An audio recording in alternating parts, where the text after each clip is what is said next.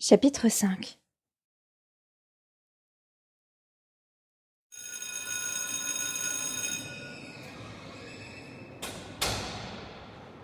Léo quitta le lycée à 14h. En théorie, il avait encore cours jusqu'à 15h, mais il avait décidé de sécher.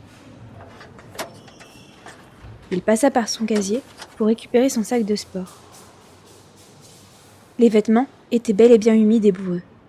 Il pouvait donc les transporter chez lui pour les donner à sa mère afin que ce soir, elle puisse faire tourner une machine. Et puis, elle prendrait soin de lui demander comment s'était passé le match après les cours. Il lui répondrait sans souci et qu'il s'était fait des copains et que c'étaient tous des types trop cool. Elle lui ferait un petit sourire en fourrant ses habits dans la machine, puis elle se remettrait à penser à son boulot, à elle-même et enfin à leur père qui avait fichu toute leur vie en l'air. La ruse de Léo avait déjà fonctionné 2 fois.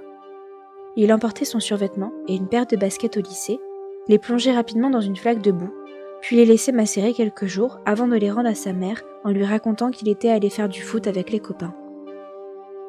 Il traversa le quartier de Hammersmith en direction du collège de Grace, un établissement qui avait tout d'une prison de haute sécurité, avec ses murs surplombés de barbelés autour de la petite cour de récréation.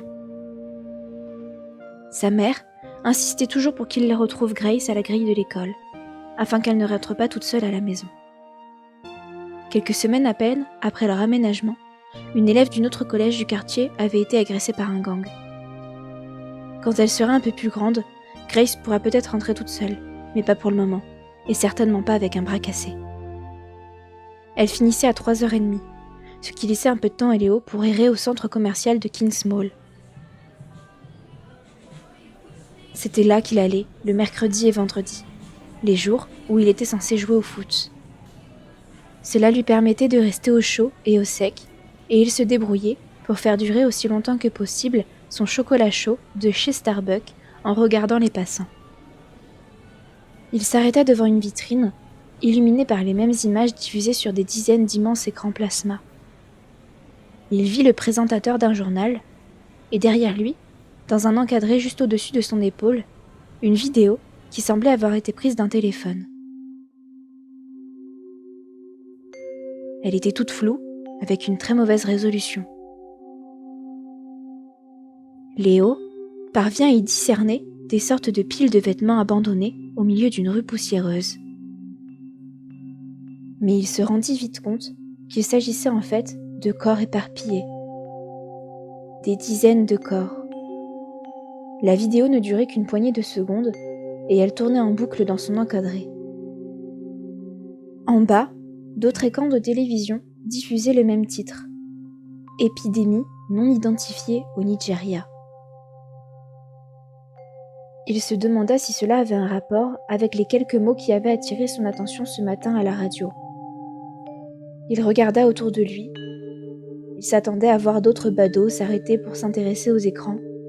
Mais de toute évidence, les clients du centre commercial avaient beaucoup moins de temps à perdre que lui. Il resta devant les informations, puis la pub arriva, et il se rendit compte qu'il ferait mieux de s'activer s'il voulait être à l'heure pour récupérer Grace.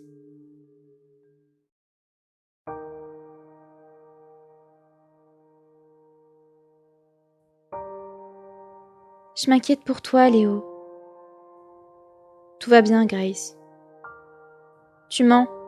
Tu n'as même pas d'amis et tu passes trop de temps tout seul. »« Oula, tu te prends pour maman ou quoi ?» Grace haussa les épaules. Toute petite et fluette, elle faisait la moitié de la taille de son frère. Léo lui prit son cartable rose et l'enfila en bandoulière pendant qu'elle remettait plus confortablement son plâtre dans son écharpe. « Tu es tellement immature parfois, Léo.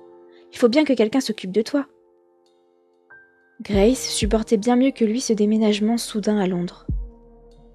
Elle y avait été invitée déjà à plusieurs fêtes d'anniversaire, et d'après les brides de bavardage qu'il avait pu saisir quand elle était au téléphone, elle semblait en bonne voie pour atteindre le sommet de la chaîne alimentaire du collège. Apparemment pour elle, le côté accent fascinant faisait des merveilles. Alors bien sûr, elle en rajoutait. Par moments, on aurait cru entendre parler une mini-princesse de Beverly Hills.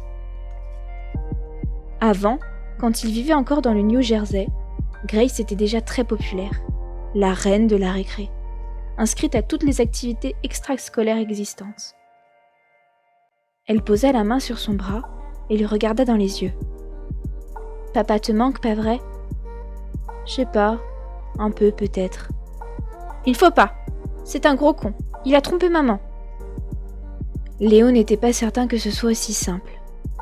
Il y avait effectivement eu quelque chose avec une de ses collègues, mais maman avait aussi sa part de responsabilité dans cette histoire. Elle le critiquait en permanence, elle avait toujours une raison de se plaindre, toujours quelque chose à lui reprocher. Ses pantoufles dans le couloir, ses poils dans le lavabo, ou encore sa manie de mettre 3 fois trop de sel dans le repas qu'elle avait passé des heures à mijoter. Ou le fait qu'il rentre souvent trop tard du travail. Une fois, il avait entendu son père la traiter de sale petite mégère. Et Léo s'était demandé quelles raisons les poussaient à rester ensemble. Parce que de toute façon, il faut être 2 pour faire foirer à ce point les choses. « Ah, les hommes !» siffla Grace. Léo sourit. Grace essayait de parler comme une adulte, mais la plupart du temps, on avait l'impression d'entendre un de ces enfants acteurs ultra précoces qui parlaient de dialogue intérieur et de motivation du personnage dans leur interview. Oh, arrête, Grace. Tu pourrais pas être comme les autres filles de ton âge. Je ne sais pas, moi, jouer à la poupée. Elle poussa un soupir de lassitude. Jouer, c'est pour les enfants. Ils continuèrent ainsi en silence sur le trottoir bondé, se frayant un chemin entre les gens qui sortaient tôt du travail et les derniers élèves qui rentraient de l'école. De toute façon, c'était de toi que je voulais parler. Oui, oui, maman. Elle rejeta ses longues boucles brunes en arrière et leva le menton. Il faut absolument que tu fasses des efforts, Léo. Maman est bien assez stressée comme ça. Grace avait prononcé le mot « maman » en exagérant un peu avec son accent américain. Elle s'accrochait à cet accent comme si c'était un don du ciel, tandis que Léo, lui, faisait tout pour le dissimuler. Ce serait bien qu'elle ne s'inquiète pas en plus parce que son fils est un mec bizarre qui passe tout son temps tout seul. Hé, j'ai des copains. Ah oui ? Des copains qui n'appellent jamais et qui ne viennent jamais à la maison ?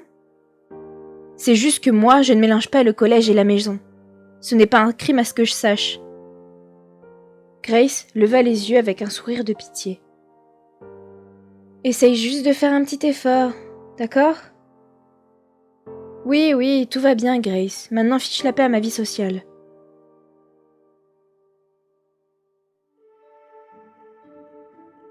Il passe devant une supérette quand elle s'arrête net. Oh non ! Quoi ? Je devais acheter le journal. Il y a des bons pour des échantillons Maybelline gratuits toute la semaine. Si j'en rate un, c'est fichu. Tu m'attends là ? Léo acquiesça docilement et observa sa sœur rentrer d'un pas conquérant dans la boutique. Elle faisait vraiment petite pour son âge, avec ses bras et ses jambes comme des allumettes, ses genoux noueux et ses longs cheveux bouclés retenus sagement par un serre-tête. Mais sa précocité était exaspérante. Elle avait toujours été protectrice envers Léo, déjà bébé, encore au biberon, elle lui tapotait affectueusement le bout du nez.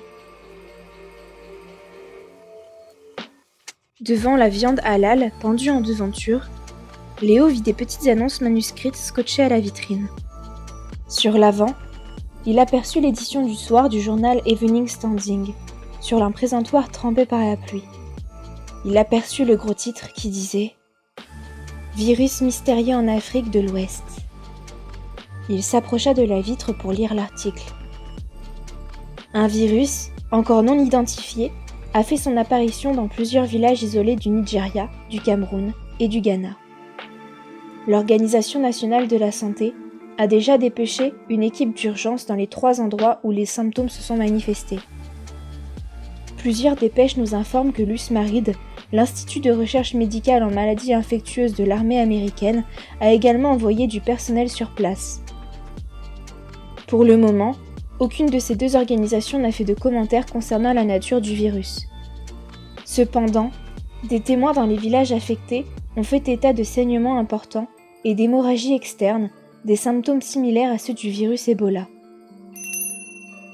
Grace sortit du magasin et se mit à feuilleter son journal à la recherche des bons. « Tu as vu ça ?» lui demande Léo en désignant le présentoir. Elle leva un sourcil, le temps de déchiffrer le titre avant de retourner à son propre journal. « Toi, tu t'inquiètes toujours trop.